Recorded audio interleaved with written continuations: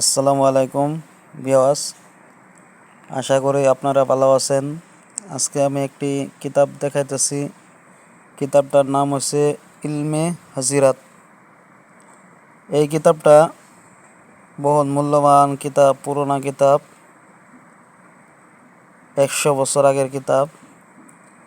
এই কিতাবের মধ্যে কিছু হাজিরাত আছে, আপনার বহুত মূল্যবান হাজিরাত। যারা হাজিরাতের কিতাব খুঁজতেছেন বা আমল খুঁজতেছেন, এই কিতাবটা বহুত ভালো কিতাব।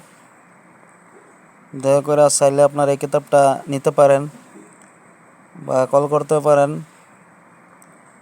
আর যদি কোনো নকশা লাগে আমার কাছে যোগাযোগ করতে পারেন, আমি আপনাদেরকে দেওয়ার জন্য চেষ্টা করাম।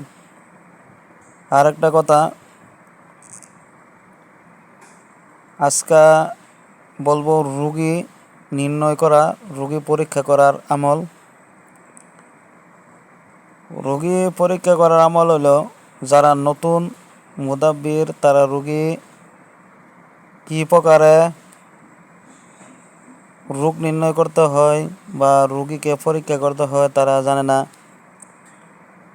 আমি বলবো যে আপনারা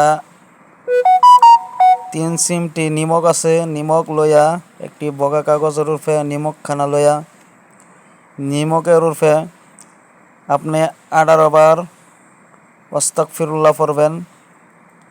তারপরে 7 বার দুরূদ শরীফ পড়বেন, যে কোনো দুরূদ শরীফ পড়লেই হইব। তারপরে কি করবেন,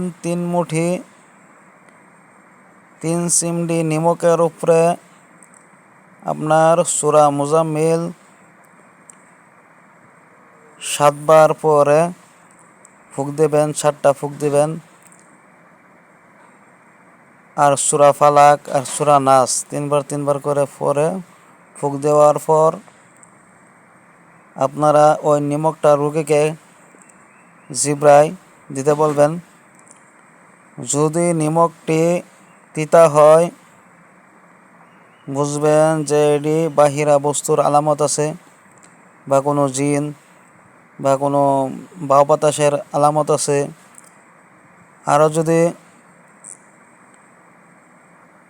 চুক্কা লাগে, মানে টক লাগে, তাহলে বুঝবেন যে জাদুর আলামত আছে, শরীরের মধ্যে জাদু করা আছে, জাদুর রোগ। 3 নম্বর হলো, যদি কোনো বিষয়ে কোনো কিছু না লাগে, পানির মতন লাগে, মিঠাও না, টকও না, তিতাও না, তাহলে বুঝবেন জিসমানি রোগী, মানে ডাক্তারের রোগী। ভালো ডাক্তার দেখা রোগীকে দেখাইতে হইবে। ওইটাই অবশ্যই আজকে আপনাদের কাছে আমার বলার ছিল, যে রোগী নির্ণয় করার মূল রুকাইয়া সহি ইলাজ করার সহি রাস্তাই হলো রুকাইয়া কোরআন দিয়া। কোরআন চাইতে তো বড় আর কিছুই নাই। কোরআন দিয়া আপনারা রুকাইয়া করেন।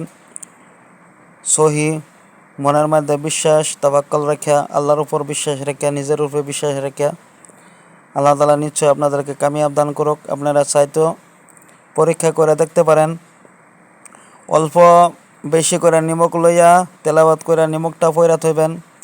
যখন রুগী আসবে, রুগীর নাম লইয়া 3 বার দুরূদ শরীফ পরে এই নিমকটা লইয়া ফুঁক দিয়া রুগীকে খাইতে দিবেন। তো রুগীর রোগ নিশ্চয় আল্লাহ তাআলা জাহির করে দিবেন। আল্লাহ তাআলার কাছে আমার কামনা রইল যে আপনারা চেষ্টা করে দেখবেন। যদি আপনাদের কামিয়াব হয়, আমাকে কমেন্ট করে জানাবেন। আর দয়া করে আমার এই চ্যানেলটি নতুন চ্যানেল, জিন জাদু ট্রিটমেন্ট আসাম, আপনারা যেখান থেকে দেখেন দয়া করে লাইক আর শেয়ার করে দিবেন। আসসালামু আলাইকুম ওয়া রাহমাতুল্লাহি ওয়া বারাকাতুহু।